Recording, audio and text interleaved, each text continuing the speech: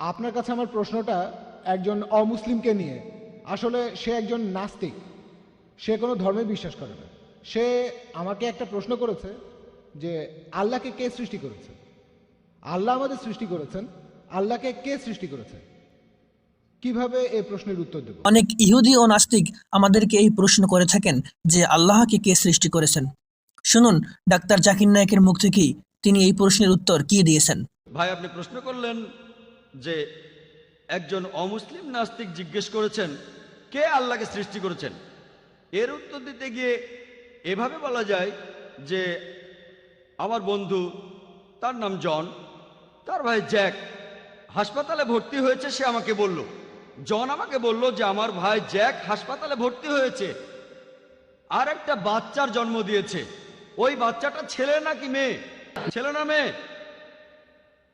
একজন পুরুষ কিভাবে কোনো বাচ্চার জন্ম দিতে পারে?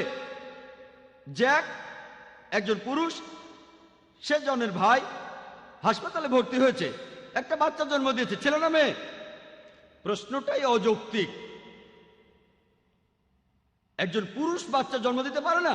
একইভাবে ঈশ্বরের কথা যদি বলি, আল্লাহ কেউ তাকে সৃষ্টি করেনি, তাই কে আল্লাহকে সৃষ্টি করেছে এই প্রশ্নটাই অযৌক্তিক। যদি আমি বলি যে অমুক লোক আল্লাহকে সৃষ্টি করেছে, সে তাহলে আল্লাহ নয়। ও আলাম ইয়াকুল কুফুয়ান আহাদ, তার সমতুল্য কেউ নাই। তাই আল্লাহ তাআলার সংজ্ঞা হলো তাকে কেউ সৃষ্টি করেনি।